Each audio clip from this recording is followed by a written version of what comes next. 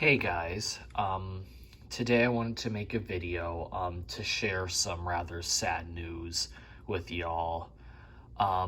World of Clothing, as some of you already know, will be going out of business at the end of March. World of Clothing going out of business was always something I feared of because even though it seemed to be getting at least somewhat good business, it was an older store.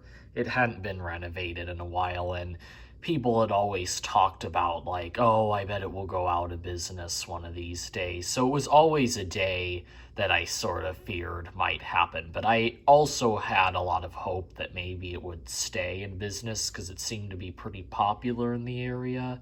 But unfortunately, as of this March, it will no longer be in business. Like I said, some of you guys already know this. I've gotten some comments about it and stuff, but I figured I would share with all of you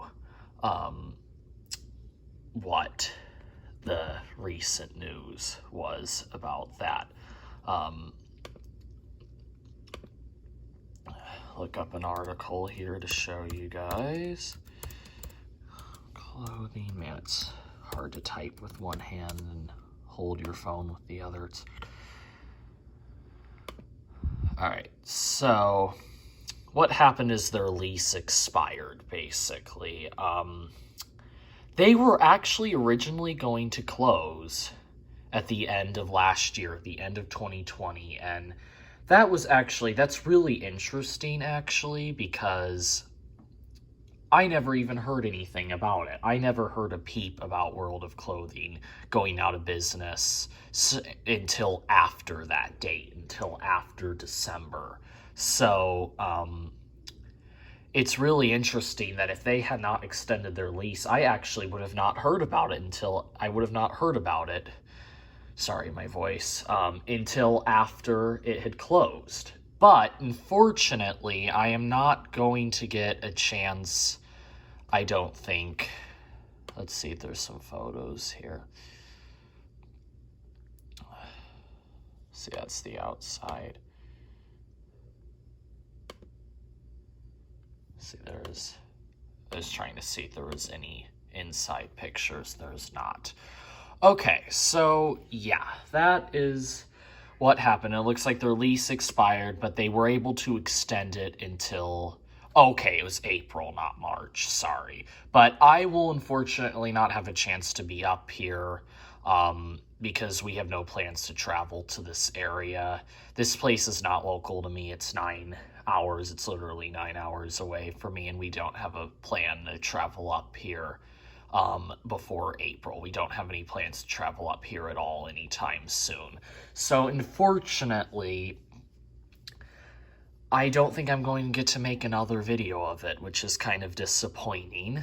Although I have already made many videos of it. I think I've actually have 4 different videos of it at least on YouTube right now, like 4 different full tours of the store. And not to mention a few just extra side videos. And then I made 2 videos while I was Brian Fanman 23. So I have a lot of videos, so it's not like I missed out on anything, let's say. But I definitely wish I could have made a video there one more time before the whole place closed, or at least even gotten to see it again, because I'm honestly not sure if I'll ever get to go in there again. And that brings me to my next point. What is going to happen to the store after it closes? Well, right now we don't know. I have no idea what they're going to do with it. I just have that feeling that there's a good chance they're going to tear it down. I just have that feeling it's going to have the same fate as Caribbean Cove, where it's going to sit there either for a little while, for a certain period of time, and then they're just going to tear it down and maybe either put up condos there or just leave it vacant. But I don't know for sure if that's what's going to happen.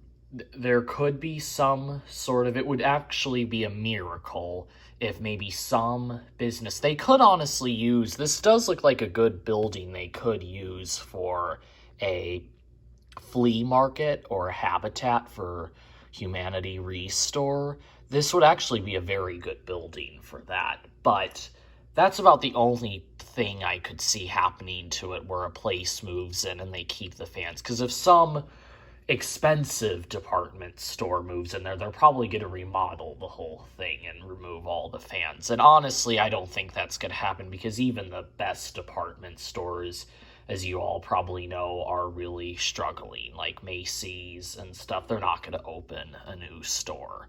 A place like that is not going to open a new store right now. So unfortunately, there doesn't seem to be a ton of hope. So that brings me to my next point of saving the fans that are in here. Unfortunately, because I don't live near this place, there's not actually a lot I can do to save them. But there are some things I can do. I did leave my number. I actually did leave my number here a couple years ago, but unfortunately I left it with World of Clothing, and since they're leaving, they're not going to have much say in what happens to what they leave behind after they're out of there, because it's going to belong to whoever the landlord is. I was told, I have been recommended to contact the landlord, which I may do, but I don't know their number. I don't know how I would get a hold of them. There might be some ways I could do stuff. But even if I am able to get a hold of someone and they were to do it in a way, like let's say they're going to tear it down and they want me to come by in a very specific short period of time to come get the fans, that would be almost in a way impossible, because this place is so far away. I could not just drop. I would have to drop everything I was doing, travel 9 hours just to get there, get all the fans, and then at some point I have to come back with all those fans, which I actually don't think I could fit all the fans, honestly, here in one drive. And just one drive would be more than a day. It would be, well, actually, I guess a day is technically 24 hours. I was thinking as in 12 hours, but it would cost, cost about the amount of time of a day just driving, just spent in the car driving. So as you can see, this is not like a local place where it'd be pretty easy to get a hold of them, and then when they want me to come get them, I could just come and get them.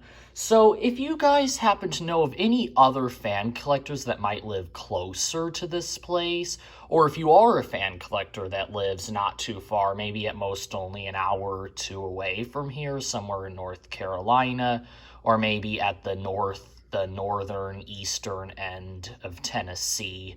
This is close to the border of Tennessee. This is by the mountains. This place is close to the is it Appalachian Mountains? I don't know. It's another research for another time, but you know what I mean.